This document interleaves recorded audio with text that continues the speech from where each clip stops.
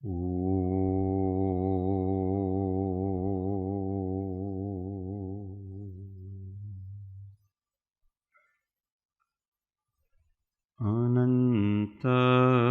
અનંત ભાવ ભેદથી ભરેલી ભલી અનંત અનંત નાય નિક્ષેપે વ્યાખ્યાની છે.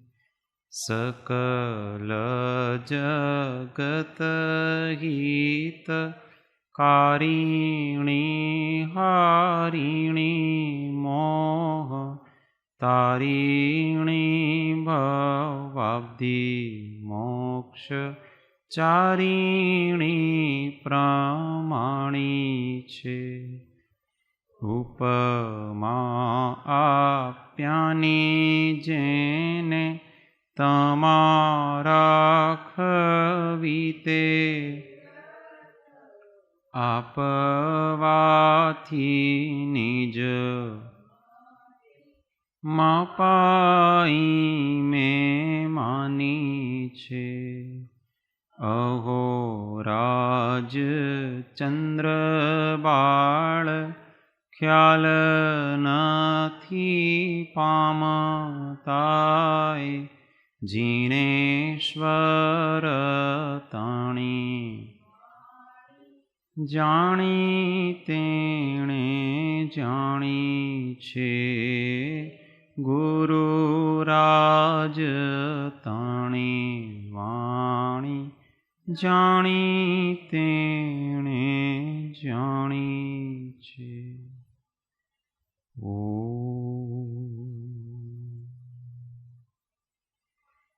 જય સદગુરુ.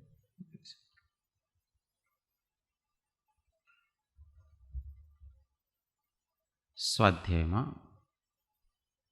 શ્રી અનુભૂતિના ઉદ્ગારો પુસ્તક પાના નંબર 11.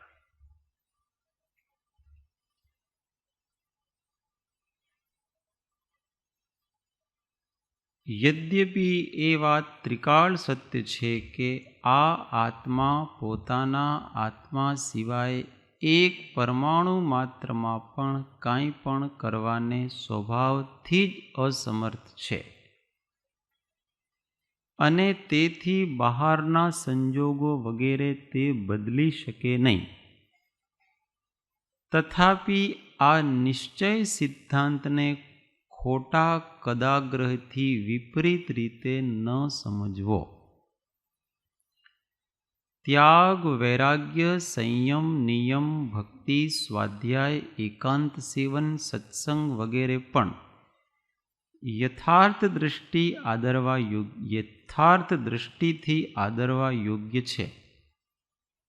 કારણ કે નીચલી અવસ્થામાંથી સીધા ઉત્કૃષ્ટ મુનિપદ કે સર્વોત્કૃષ્ટ સિદ્ધપદ પ્રાપ્ત થતું નથી. માટે પોતાની શક્તિનો માધ્યસ્થતાથી અયથાયોગ્ય નિર્ણય કરી ભવ્ય જીવોએ એ સર્વ સાધનોને અંગીકાર કરવા, પરંતુ એ સદૈવ ધ્યાનમાં રાખીને કે એ સર્વ સાધનોનો નિશ્ચયપૂર્વક એકમાત્ર અભિપ્રાય ક્રમે કરીને પોતાના આત્માને ધર્મ ધ્યાન અને શુક્લ ધ્યાનને વિશે અવસ્થિત કરવાનો છે. જો આવી ઉત્તમ અંતર્મુખ ધ્યાન દશા પ્રાપ્ત ન થઈ તો તે સાધનોએ યથાયોગ્ય ફળ ન આપ્યું એમ સમજવું. માટે નિશ્ચય અને વ્યવહારના અવિરોધપૂર્વક અતિ આસન્ન ભવ્ય જીવો આત્માભિમુખ થવામાં એવા સર્વ આંતરબાહ્ય સાધનોને અંગીકાર કરે અને પોતાના સ્વરૂપમાં અવસ્થિત થાય.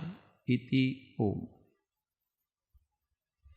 નિશ્ચય અને વ્યવહારનો સમન્વય.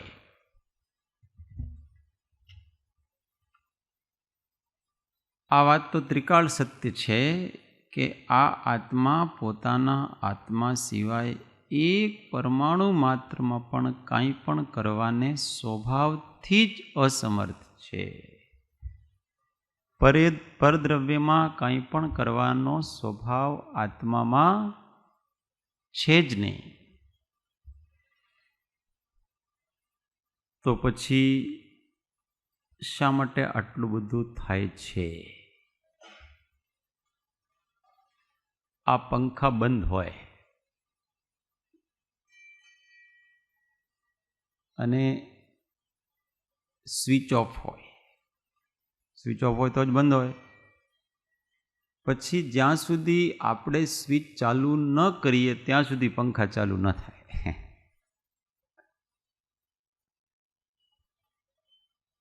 તો આત્મા હવે એમાં સમર્થ થયો કે નહીં? આપોઆપ પંખા ચાલુ થઈ જાય? આપોઆપ પંખા ચાલુ ન થાય. એના માટે એને કોઈને કોઈ પરદ્રવ્યનું નિમિત્ત અવશ્યનો હોય છે.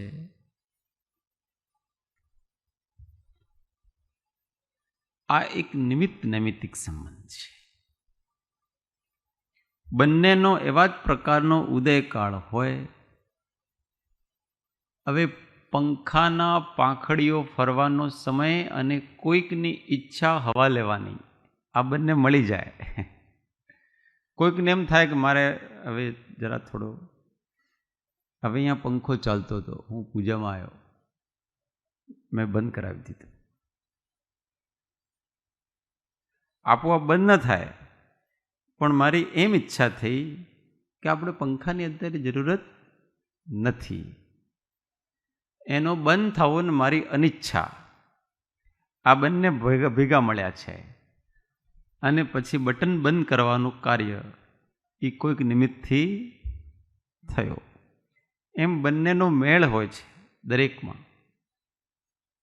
આખું વિશ્વ છે ષડદ્રવ્ય એકબીજાને નિમિત્તકૃપ સહાયકારી છે.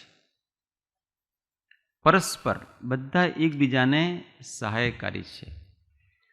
પોતપોતાની, હવે મારી પરિણતિ તો મારી જ પરિણતિ છે કે મારી ઈચ્છા એવી છે કે મારે પંખાની હવા નથી લેવી, એ મારી પરિણતિ છે.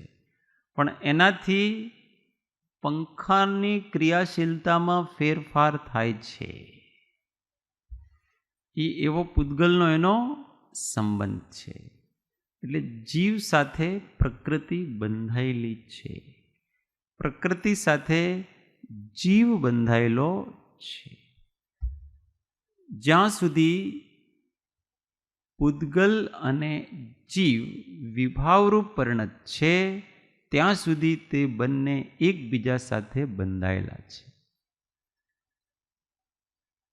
પછી સિદ્ધ થઈ જાઓ તો પૂતગલ સાથે કાંઈ બંધન નથી આપણે, ને પૂતગલનું આપણે સાથે બંધન નથી.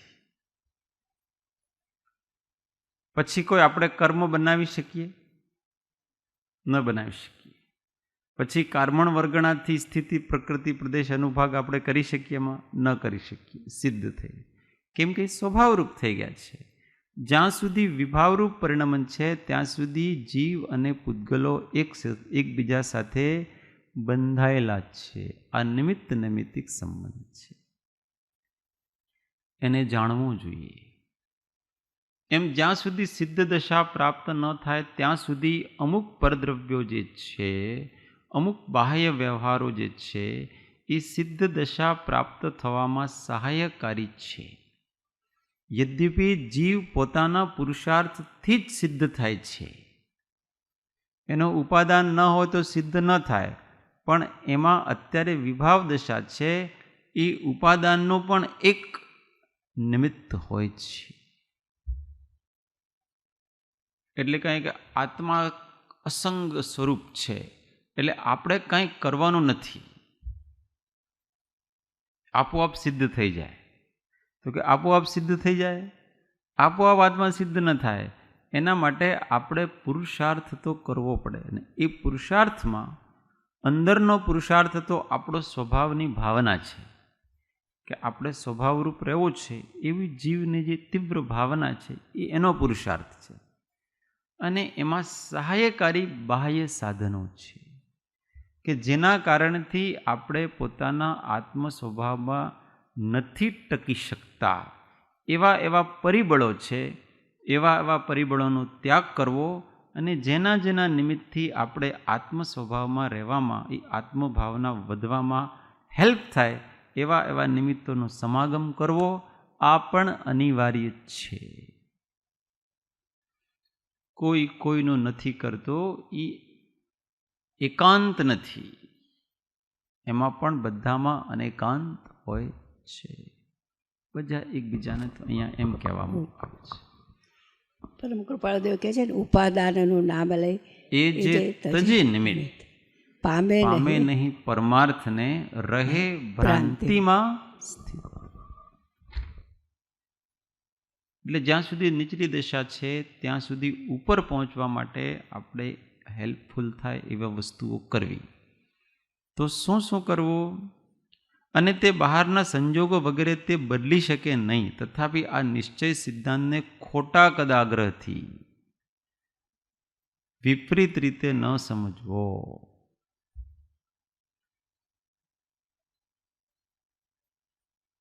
કોઈ વ્યક્તિ એમ વિચારે કે આત્માનો સ્વભાવ અણાહરી છે. કેવો છે? એટલે હું ભોજન કર્યા વગર જ રહીશ, કેમ કે આત્માનો જ સ્વભાવ છે ને. એક દિવસ ભોજન ન કર્યું, 2 દિવસ ભોજન ન કર્યું, 3 દિવસ ભોજન ન કર્યું, હવે એને અંદર ચળવિચળપણો થાય છે, રહેવાતું નથી. પેલો એમ વિચાર, આત્માનો સ્વભાવ ભોજન કરવાનો છે ને, તો મને ભોજન ન કરું તો મને તકલીફ શા માટે થવી જોઈએ? તકલીફ ન થવી જોઈએ ને. આત્માને તો એના સ્વભાવમાં રહેવાથી તકલીફ ન થવી જોઈએ, પણ અહીંયા તો ભોજન ન કરીએ તકલીફ થાય છે, આર્ત ધ્યાન થાય છે, એકદમ કમજોરી આવી જાય છે, કંઈ કરવાનું મન ન થાય, સ્વાધ્યાય કરવાનું મન ન થાય, ભક્તિમાંય મન ન લાગે, ધ્યાનમાં મન ન લાગે, સ્વભાવ કરતાં તો વધારે વિભાવમાં આવી ગયા. તો અહીંયા દશા સમજવી પડે કે હવે કયા પરદ્રવ્યનું નિમિત્ત લેવાથી મારો પાછો ઉત્સાહ જાગે, આત્માનું બળ જાગે. આત્માનું બળ પણ પરદ્રવ્યને આધીન છે નીચેની દશામાં, કે તમે વગર ખાધે તમને બેસાય ને કાંઈ નહીં, એટલે તમે ભોજન કરો, ભોજન કરીને પછી જ્ઞાન ધ્યાન કરો. એનો હેલ્પ લેવો પડે. હવે તમારે ભોજનની સહાયતા લેવી પડે. ગરજ હોય તો ગધેડાને બાપ કહેવો પડે. અત્યારે આપણી ગરજ છે, આ શરીરથી જ આપણે સાધના કરીશું ને. ના, શરીરથી સાધના ન થાય, આત્મા સાધના કરે. એવો એકાંત વચન સાંભળીને કોઈ શરીરની બિલકુલ ઉપેક્ષા કરે અને બધું છોડ દે. આ બુદ્ધ, મહાત્મા બુદ્ધને આવી રીતે છે. એમને માર્ગ પરાવર એકલા નીકળી ગયા, ખબર કંઈ પડી નહીં, ગુરુ હોય નહીં. તો પછી એમને ઘણી ઘણી સાધનાઓ કરી. પહેલાં પ્રાણાયામની સાધના કરીને, પેલો અષ્ટાંગ યોગની સાધના કરી ઘણી, પણ અંતિમ સત્યનો સાક્ષાત્કાર ન થાય. પછી વિચાર કર્યો કે એમને એક સાધના રહી ગયો, તપ કરો. કમસે કમ તપ કરવાથી તો એમને શરીરને સુકાવાનું, કાયોત્સર્ગમાં ઊભા રહેતાનું, દિગંબર જ રહેતા. પણ બોધ નહોતો ને. બોધ વગર તપ શું કામ આવે? ખાલી શરીર સુકાવાથી થોડો થાય. અંતરભેદ, જાગૃતિ ભેદ વિજ્ઞાન હોવું જોઈએ. એટલે શરીરનું ખૂબ સુખ. પછી કમજોર પડી ગયા. પછી તો એક દિવસ એ ધ્યાનમાં બેઠા હતા અને નીચે પહાડથી નીચે પડી ગયા તળાવમાં. નાતા એને કાંઈ ન કરતા, દિગંબર મુનિ જ હતા. પછી એ પાણીમાં પડ્યા તો જરા ફ્રેશ થયા, પછી બેહોશ થઈ ગયા. પછી ત્યાં એક જંગલમાં મુખિયાની એક છોકરી હતી અને એક ગોવાળિયો હતો. એ બંને મળીને એમને ખીર ખવડાવી, પાણી પીવડાવ્યું, અને પછી જરા થોડોક એમને સાતા ઉપજી. અને પછી લાગ્યું કે યાર, હું જ્યારે ભોજન નહોતો કરતો ત્યારે ને અત્યારની દિશામાં ફરક છે. ફાલતુમાં જ હું ક્લેશ ઉપાડતો. માર્ગ મધ્યમ છે. એટલે હવે આત્માની સાધના કરવી હોય તો શરીરને પણ સાથે રાખવાનું છે. અત્યારે એના ઉપર ડિપેન્ડ છીએ આપણે. એમ આ તો શરીરની ભોજનની વાત થઈ, બીજાની વાત થઈ. હવે કોઈ વિચાર કરે મારે ગુરુની કોઈ જરૂરત નથી, કેમ કે આત્માનો જ ગુરુ જ છે, એમાં ગુરુની શું જરૂર છે? કોઈ વ્યક્તિને મારે જરૂરત નથી. એટલે એકલા રહે, પછી કંટાળે. આંખો બંધ કરીને શું કરશો તમે? અત્યારે આસપાસનું વાયુમંડળ પણ એવો હોવો જોઈએ આપણે કે જેના કારણથી આપણા પરિણામો ઉર્ધ્વગામી થાય, એકલા ન થાય. તમે ઘરે ધ્યાન કરવા બેસો ને આ સ્વાધ્યાયમાં ફરક લાગે કે નહીં? અને કોઈક મહાત્મા પુરુષ પાસે બેસો તો કંઈ ફરક લાગે કે નહીં? તરત ફરક લાગે. એનો આ નિમિત્તનું સેવન કરવાનું છે. આ પણ એક જાતનો પુરુષાર્થ છે.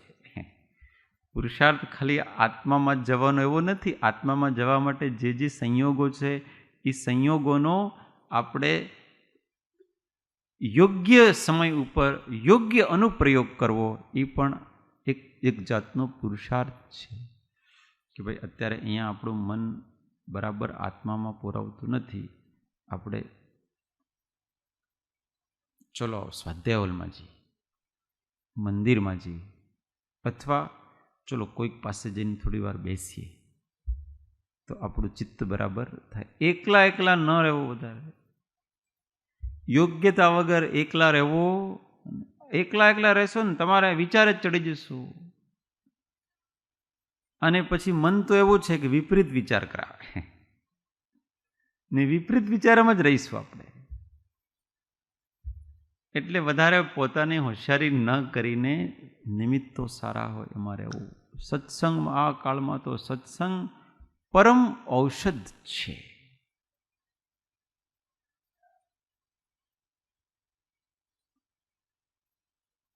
પણ હંમેશા ધ્યાન રાખો, મધ્યમ માર્ગ, ઝાઝાનો મેળાપ અને થોડા સાથે અતિ સમાગમ, એ બંને વિઘ્નરૂપ છે, જેનાથી આપણી વૃત્તિ ઉર્ધ્વગામી થતી હોય એવા વાતાવરણનો આપણે સેવન કરવાનું છે. અહીંયા કહે છે કે ત્યાગ, વૈરાગ, સંયમ, નિયમ, ભક્તિ, સ્વાધ્યાય, એકાંત સેવન, સત્સંગ વગેરે પણ યથાર્થ દ્રષ્ટિથી આદરવા યોગ્ય છે. કોઈ વસ્તુનો ત્યાગ કરવો પડતો હોય ને આપણા પરિણામ સારા રહે તો એનો ત્યારે ત્યાગ કરવાનો છે. આપણે એમ ન વિચારવાનું, ના આને સાથે રહીને અથવા મને કાંઈ ફરક ન પડે, પણ એ સાથે અત્યારે તમે એના સાથે રહેજો તમારો ભાવ બગડશે. એટલે તમારી વસ્તુનો અત્યારે ત્યાગ કરવાનો છે.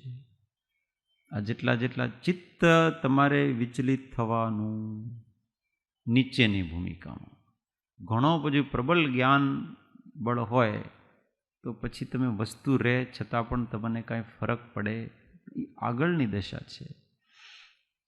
આપણા જેવાને સાવધાની રાખવી. સાવધાની હટી દુર્ઘટના ન ચાલે તો પછી સમજોતો કરવાનો, જ્યાં સુધી ચાલે ત્યાં સુધી ત્યાગ કરવાનો. વૈરાગ્ય રાખવો, અનાસક્તિ. સંયમ એટલે ચિત્તને એકાગ્ર કરવો, કોઈ પણ રીતે એકાગ્ર થતો. એકાગ્ર કરવા માટે ક્યારેક ભક્તિનો આશ્રય લેવો પડે તો લેવો, ધ્યાનનો આશ્રય લેવો પડે તો લેવો, સ્વાધ્યાયનો આશ્રય લેવો પડે તો લેવો, કોઈક એવી શાંત જગ્યાનો આશ્રય લેવો પડે તો લેવો, પણ ચિત્તને એકાગ્ર કરવાનું છે. મહાત્મા પુરુષોનો વચનોનો આશ્રય લેવો, દુરાગ્રહ ન રાખવો. કે શા માટે સ્વાધ્યાય કરીને વાંચવું તો એ તો ડિપેન્ડ થઈ ગયો ને, બીજા ઉપર ડિપેન્ડ થઈ ગયો, પુસ્તક ઉપર. પણ અત્યારે આપણે એના ઉપર ડિપેન્ડ છીએ જ. એવું ન વિચારવું આપણે કે હું આ સ્વાધ્યાય કરીને કંઈક વચન વાંચું ત્યારે જ મારું મન આમ બરાબર એકાગ્ર રહે, જબકી હું તો આત્મા છું, સહજ રહેવો જોઈએ ને મારો. પણ અત્યારે એ અવસ્થા નથી, એટલે આપણે એનો આશ્રય લેવાનો છે. નાના નિયમોનો આશ્રય લેવાનો છે. બંધાયેલું રહે મન. આનાથી ભક્તિનું એકાંત સેવન, થોડી વાર એકલા રહેવું. એકાંત એટલે બીજાનો કોઈ પણ પ્રકારથી વિકલ્પ ન આવે એવી ચિત્તની દશા, એનું નામ એકાંત સેવન કહેવાય છે. એ ભલે 1000 લોકો વચ્ચે હોય અથવા જંગલમાં હોય, પણ જેટલી કેપેસિટી હોય, શક્તિ હોય એટલો કરવો. સત્સંગનો આશ્રય લેવો સૌથી સારું. સામૂહિક ચર્ચા વિચારણા જ્યાં થતી હોય એનો એક વિશેષ પ્રકારનો આપણે ભાવ વિશિષ્ટ સારા રહે. સામૂહિક સ્વાધ્યાય સત્સંગ એ પણ ખૂબ ઉપયોગી છે. ઘણી વાર એમ વિચારા ઘણું સાંભળ્યું આપણે, તે હવે શું એ જ વાત કરવાના છે, બીજું કોઈ નવી વાત તો હોય નહીં. જેટલા હશે બધા એ જ વાત કરશે, પણ એ જ વાતનો વારંવાર રટન કરવાનો છે. અને એ જે તત્વ ચર્ચા ચાલતી હોય એનું વાતાવરણ જ જુદા પ્રકારનું હોય. એ વાતાવરણમાં આપણા ભાવ સહજ જ સારા હોય છે. અને આખા સત્સંગમાં કોઈ એક જ વાર લાગી ગઈ તો આપણો સત્સંગ સફળ છે. ઘણી વાર જીવ એમ વિચાર કરે કે હું જે વિચાર કરું છું એના કરતાં હવે આગળ કોઈ વિચાર બીજા શું મને આપશે વિચાર. પણ એમ નથી, ક્યારેક આપણી બુદ્ધિ ન પહોંચી શકે ત્યાં બીજાની બુદ્ધિ પહોંચે. કદાચ આપણી બુદ્ધિ આપણે ચૂકતા હોઈએ ત્યાં તો એ ખબર પડે. એટલે સત્સંગનો પણ આશ્રય લેવો જોઈએ. કારણ કે નીચલી અવસ્થામાંથી સીધા ઉત્કૃષ્ટ મુનિપદ કે સર્વોત્કૃષ્ટ સિદ્ધપદ પ્રાપ્ત થતું નથી. માટે પોતાની શક્તિનો મધ્યસ્થતાથી યથાયોગ્ય નિર્ણય કરી, પોતાની શક્તિ કેટલી છે એનો નિર્ણય કરો, પછી આ બધા સાધન લેવો. ભવ્ય જીવોએ સર્વ સાધનોનો અંગીકાર કરવો, બધાનો અંગીકાર, પણ નિશ્ચય રાખી લક્ષ્યમાં સાધન કરવા.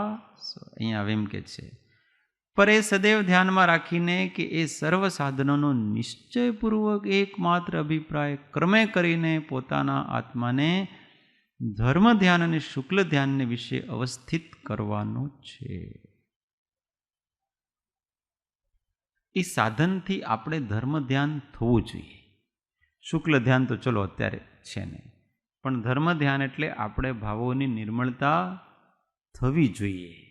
વૃત્તિ બહારથી જતી અટકવી જોઈએ, તો એ ધર્મ ધ્યાન છે, નહીં તો એ ધર્મ ધ્યાન નથી. બીજાને બતાવવા માટે જ કરતા હોઈએ તો એ ધર્મ ધ્યાન નથી. 2 કલાક સુધી ભક્તિ કરી મસ્ત સરસ, શા માટે કરે? બધાને મજા આવે એટલા માટે. કોના માટે કરી? બધાને મજા આવે એટલા માટે. તો મજા આવે એટલા માટે ભક્તિ કરી તો એ તમારા ધર્મ ધ્યાનનું કારણ ન થયું. બીજાનો લક્ષ્ય છે અહીંયા. કોનો લક્ષ્ય છે? બીજાનું લક્ષ્ય. ભક્તિથી ધર્મ ધ્યાન થાય છે. ધર્મ ધ્યાન એટલે ધર્મ એટલે સ્વભાવ, ધ્યાન એટલે એક. સ્વભાવમાં એકાગ્રતા. જો ભક્તિથી આ ધ્યેયની પૂર્તિ ન થતી હોય તો પછી ભક્તિ ધર્મ ધ્યાનરૂપ નથી. મનોરંજન શું છે? મનોરંજન. અને જો સ્વાધ્યાયથી ચિત્ત અંતર્મુખ ન થતું હોય સત્સંગથી, તો એ સ્વાધ્યાય પણ માત્ર મનોરંજન છે. આમ સારું, બધાના વ્યાખ્યાન સાંભળીએ ને આપણે, આમ સારું, કોઈક દાર્શનિક હોય, કોઈ કયો, ઘણા બધા નવા નવા વિચાર જાણવાની ઈચ્છા હોય. ચલો એમના શું વિચાર છે ભાઈ, એ પણ જાણીએ. આમના શું વિચાર છે એ પણ જાણીએ. વિચાર જાણવા માટે કોઈ સ્વાધ્યાય નથી કરવાનો, એ તો સ્વાધ્યાય, પોતાનું અધ્યયન. એટલે એનાથી શાંતિ, સમાધાન આવે છે, ચિત્ત શાંત થાય છે, વિકલ્પો મટે છે, તૃપ્તિ મળે છે, સંતુષ્ટિ આવે છે. એ વચનોને આપણે પીવા પડે છે. આપણે ઉપર ઘટાવીએ તો આપણને લાગે આજનો સત્સંગમાં મને લાભ થયો છે. કેમ કે આપણે જે સામેવાળાના વચન હોય તો એ સામેવાળાના વચનને આપણે આપણા જીવનથી ઘટાવીએ છીએ તો એ કનેક્ટ થાય, નહીં તો કનેક્ટ ન થાય. જીવન સાથે વચનને કનેક્શન કરવું પડે છે તો આનંદ આવે છે.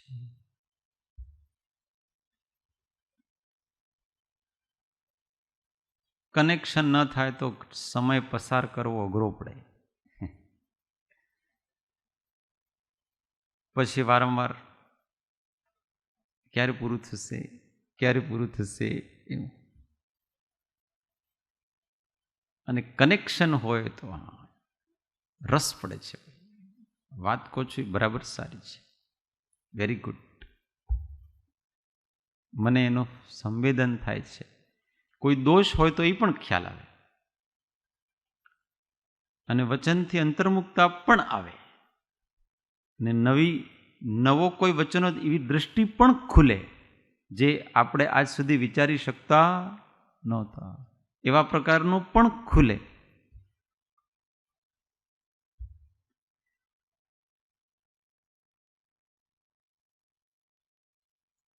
આમ સ્વાત્મ લક્ષ્ય રાખીને આપણે કરવું, પછી અહોભાવ આવે.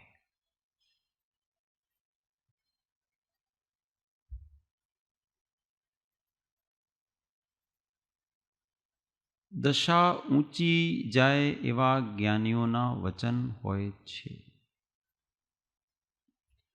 અને સ્વરૂપ સિદ્ધિની ચાવીઓ મળતી જાય છે.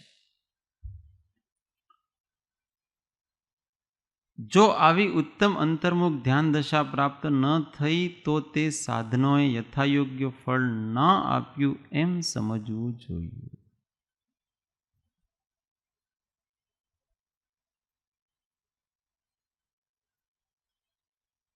સત્સંગ કરી ભક્તિ કરીને ગાંભીર્ય ન આવ્યું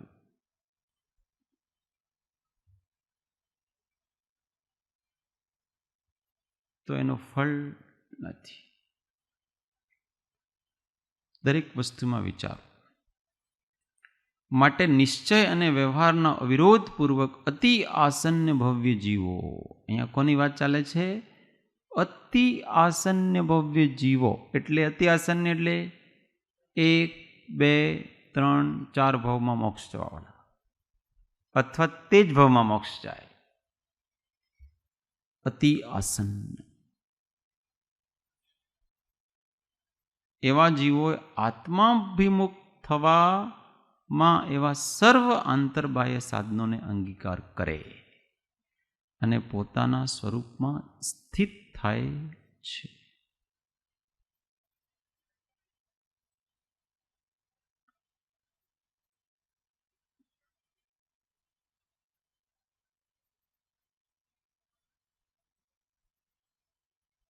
કઈ સમય મને કયા સાધનની જરૂરત છે એનો વિવેક હોવો જોઈએ. અત્યારે મારે ઉપયોગને અંતર્મુખ કરવા માટે હવે મારે કોની જરૂરત છે એ સાધન આપણે તરત કરી લો. કોઈક વાર એકાંતની જરૂરત હોય, કોઈક વાર સંગની જરૂરત હોય, કોઈક વાર ધ્યાનની જરૂરત હોય, કોઈક વાર ભક્તિની જરૂરત હોય, કોઈક વાર આરામની જરૂરત હોય. વધારે જો શરીર થાકી ગયું હોય ને તમે કામ જ કર્યા કરો પછી તમે ધ્યાન કરવા ભક્તિ કરવા ક્લેશ ઉત્પન્ન થાય છે. એટલે પહેલાં તમે પૂરતા તમારે શરીરને રેસ્ટ આપો. અતિશ્રમ એ પણ મનોનિગ્રહમાં વિઘ્ન છે. તો અત્યારે મારે આરામ આપવાની જરૂર છે તો તમારા ભાવ સારા રહેશે, નહીં તો તમારા ભાવ બગડશે. શરીરના અંદર શક્તિ જ્યારે ઓછી પડી જાય છે તો મન નિર્બળ થાય છે ને એ મન તમારો બહાર ભાગે છે વિષય તરફ. ને એ ચિત્ત તમારે સહજ રૂપથી 5 વિષયોમાં અને મનોરંજનમાં ભાગશે. થાકી ગયા હોય તો આપણે શું કરવાની ઈચ્છા? ચલો રિલેક્સ થઈ જાય, થોડી વાર ટીવી જોઈએ, થોડી વાર કંઈક સારું કંઈક કરી લઈએ. આ થાકેલા મનની આ ઈચ્છાઓ છે. પણ જો તમારું મન થાક્યું ન હોય તો તમે, એટલે જ્યારે થાકી જઈએ ને તો બીજા સાધનો તરફ ન જતા સૂઈ જવું, આરામ કરી લેવો, તમે એનર્જેટિક થઈ જાઓ. રેસ્ટ કરવામાં તમે કોઈ 5 ઇન્દ્રિયના વિષયમાં સેવન નથી થતું. એમાં પેલું મનોરંજન કરવા કરતાં તમે આરામ કરો અને થોડી વારમાં પાછી એનર્જી તમારે આવી જાય અને પાછા તમે જ્ઞાન ધ્યાનમાં લાગી જાઓ. એટલે આ સાધન, નહીં તો ભાવોની ખબર ન પડે ને તો જીવ પછી બીજા સાધનમાં આવી જાય છે. ઘણી ધમાલ ચોકડી કરી અને પછી શું કરશો? હવે રિલેક્સ એટલે શું? ચલો હોટલમાં જઈએ. ત્યાં રિલેક્સ થવાનું મન ત્યાં છે લોકોને, એમ નહીં.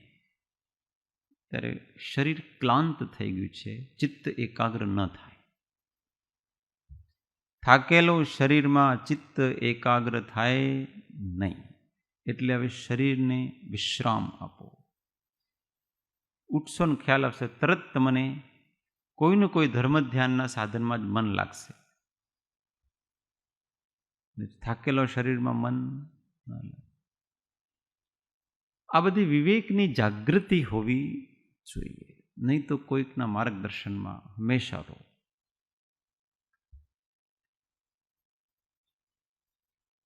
અત્યારે કેવા પ્રકારના વિચાર મારે કરવા જોઈએ?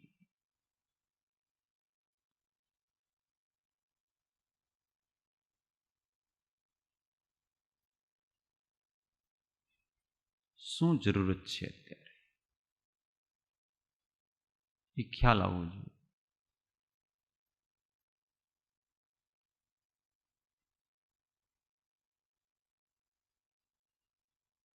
તરત એવું સાધન લઈ લેવું, નહીં તો અમારે ધરમપુરમાં સ્વાધ્યાય થયો પછી બહાર આવી, એટલે હું બહાર નીકળ્યો એટલે 5-50 લોકો આવે. એટલે મેં બહાર નીકળવાનું બંધ કરી દીધું.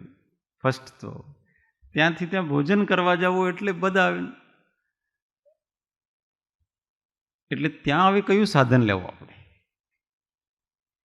એ વિચારવાનું છે આપણે. કેમ કે આપણે પોતાની જાતને સંભાળવાના છે.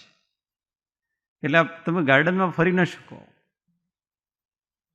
ત્યાં 200 લોકો આવે, પેલા આવે, પેલા ભાઈ આવે, તમે ભોજન બરાબર ન કરી શકો. કે લોકોને તો એમ હોય કે આપણે કંઈક થોડોક આપણે સમાગમ મળી જાય તો ઘણું સારું. એમાં પછી આપણે કળ વાપરવું પડે છે.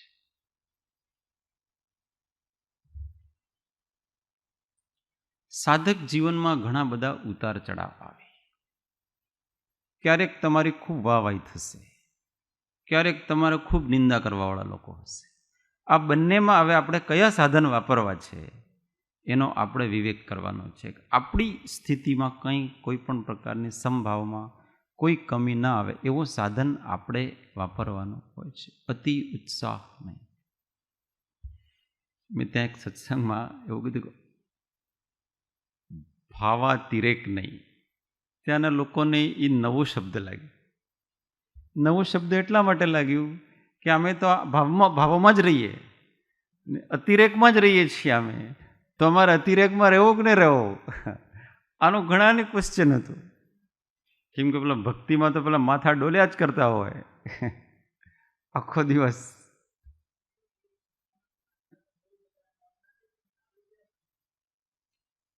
તો ભાઈ એ વાત પણ ભાવ જરૂરી છે.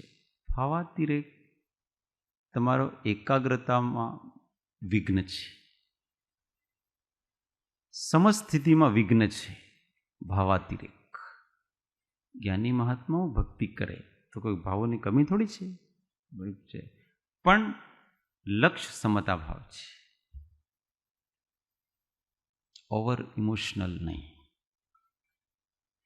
પણ સાચા સ્વરૂપનું નિશ્ચય ન હોય તો વ્યક્તિને ખબર જ ન પડે. એ ભાવાતિરેકની ચેતનાની શુદ્ધિ જાણે.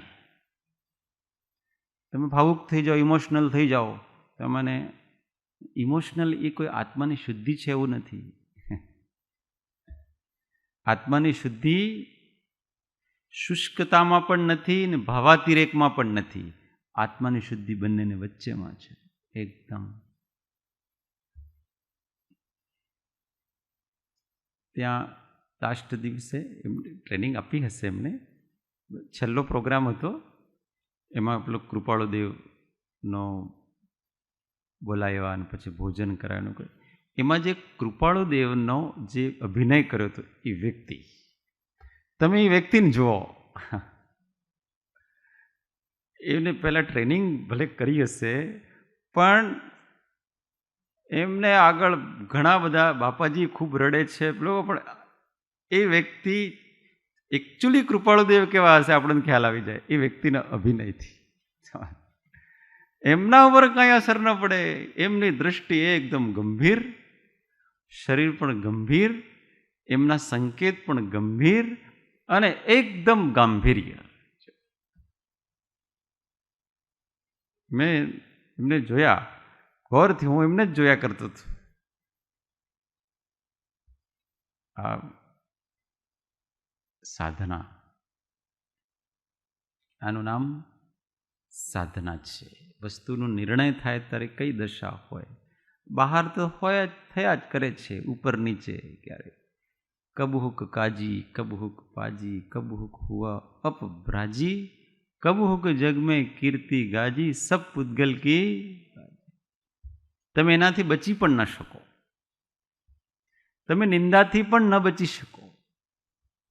તમે કેટલાકને સમજાવવા જશો, માન લો તમે ક્યારેક સાચા હો, પણ તમે કેટલાકને સમજાવશો, એ કરશે જ.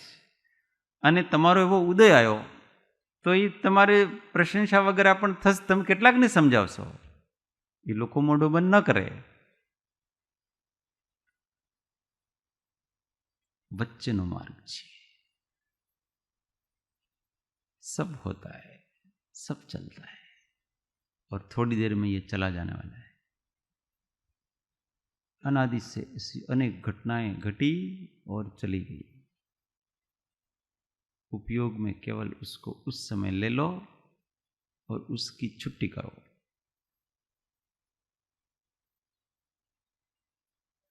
एक बार यथार्थ स्वरूपનો નિર્ણય થાય પછી જીવનમાં આકુળતા વગેરે આ બધી, કેમ કે એનું કાર્ય ખબર પડી જાય છે કે મારે કરવું શું છે. કરવું તો એક જ છે, કોઈથી રાગ ન કરવો, કોઈથી દ્વેષ ન કરવો અને સમસ્થિતિમાં રહેવું. એના સિવાય બીજું શું કરવાનું?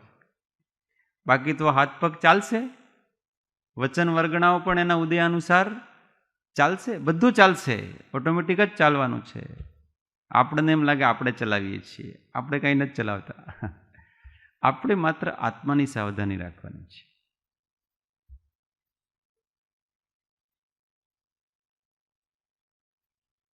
તો જ આ માયાથી બચાય એવું છે, નહીં તો માયા દુસ્તર છે. જાગૃતિ વગર સાવધાન.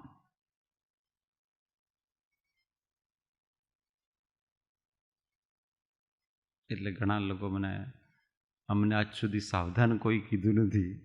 આટલો બધો અમારો ફર્સ્ટ ક્લાસ પ્રોગ્રામ ચાલતો, તમે સાવધાન. કોઈમાં ખેંચાઈ ન જાઓ.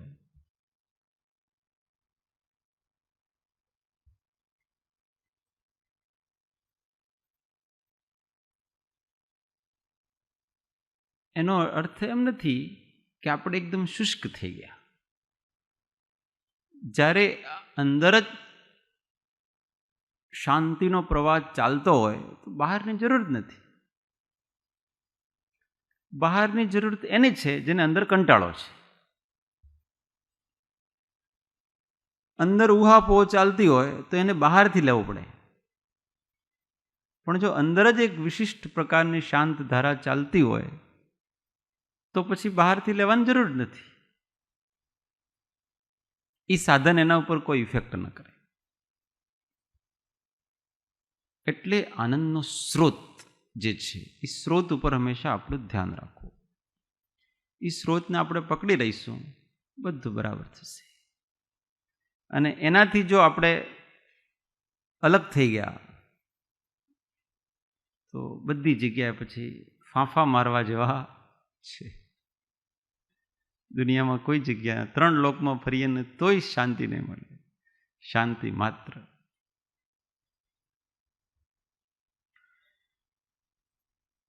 આ જગતમાં જે થવાનું છે ને જે નથી થવાનું એ ફિક્સ છે.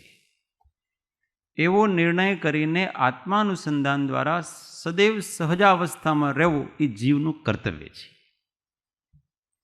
આટલી વસ્તુ આને સમજમાં આવી જાય તો આખી વસ્તુ મોક્ષનો માર્ગ સમજમાં આવી જાય છે. અને એમ છે કે હું આત્માની સંભાળ રાખીશ તો બીજું બધું ચૂકી જઈશ. તેમને આત્માની સંભાળ રાખશો તો બીજું બધું તો ઓટોમેટિક થવાનું જ છે. કેમ કે જે થવાનું છે આપણે મન વચન કાયના યોગ એ તો થવાના જ છે. આપણે કર્યાથી થાય એવો આપણો તો માત્ર સ્વરૂપની જાગૃતિ રાખો. હું શાંત નિરાકુલ ચેતન છું. બસ આ ભાવથી મારે નીચે પડવાનું નથી. બાકી બધી ઔદિક છે, આ પરિણામિક પુરુષાર્થ છે આપણો. એમ નિશ્ચય વ્યવહારનો અવલંબન લઈને અંદર તો આ જ ચાલે અને બહાર એના આ ભાવને જે દૃઢ કરે એવું સાધન લેવું. આ ભાવને જે કમજોર કરે એવા સાધનથી દૂર રહેવું. આટલું કર્તવ્ય સાધકનું હોય છે.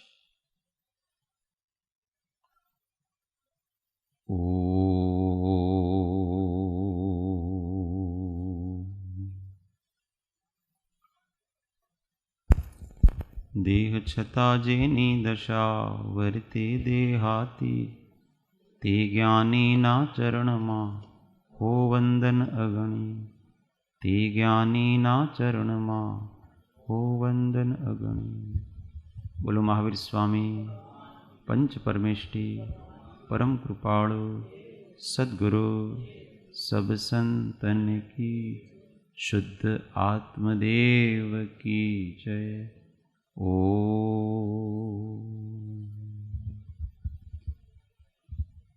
જય સદગુરુ. જય સત